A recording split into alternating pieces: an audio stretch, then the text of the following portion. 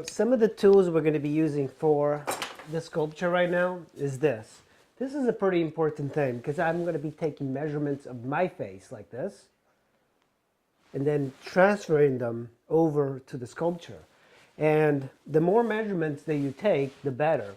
So for example, one of the measurements I might take is from the forehead to the back of the head. And this should be the same on me. So I'm going to transfer this measurement to my sculpture, and I am just a little bit off, a little bit underneath the size. So another measurement I'm going to do is on the zygomatic or in the cheekbone, the widest part in the front. And you can see I'm just a little bit off. So I'm going to get a little bit more clay and I'm going to start building the sculpture on the side. Having the caliper at that same measurement, we can keep going back and forth and continue to add just a little bit of clay on both sides until the measurement is correct. Still a slightly off. Let's take a measurement towards the zygomatic arch, and that's about right. Now let's take a measurement of the widest points of the head right here on your model. So the widest point is this. I'm just going to take this here, and I'm actually a little bit large right now. So I'm going to take my scraping tool and make sure it takes just a little bit, and that's about right. I just took a couple of millimeters off, and now I am good to start taking a few more measurements. Now I'm going to take one of the temples, and the temples need to be just a little bit bigger. So we're going to take some clay. This is when things start to take shape. Once you establish the overall measurements, you can start sculpting as most people see. Now let's take a measurement of the jaw. And yeah, I'm pretty much right on there. I was actually pretty close. One measurement that we want to do is take from the back of the head to the tip of the nose. And that's about right.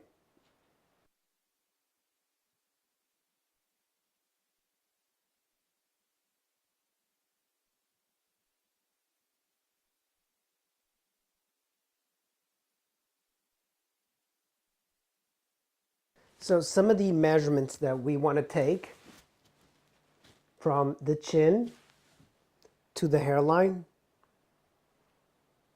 and then mark it down because this is a plane change right here. And once that happens, this is going to go back in space. They need to have just a little bit more right there.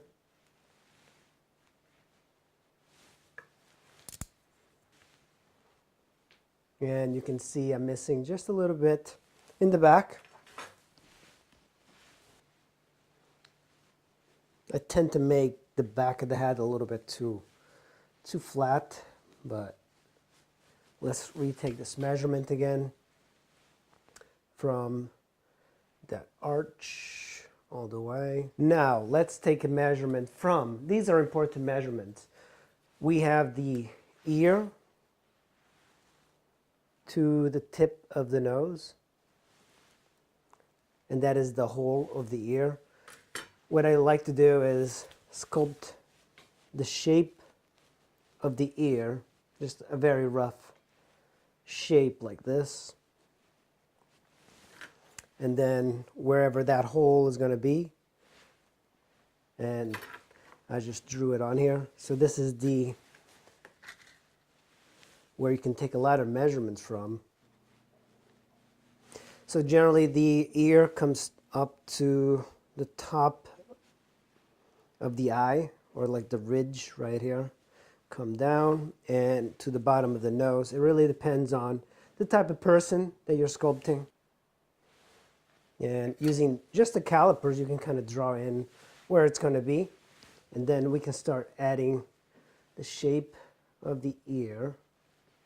Doesn't have to be perfect, but you do need to indicate the ear, otherwise you're going to be struggling.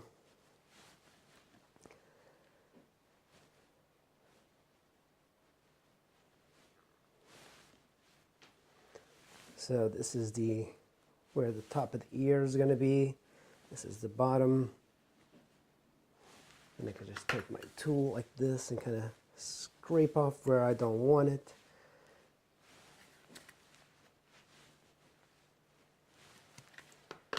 We can take that measurement again. Right there. And that's where that hole is. So all of this needs to come back a little bit more.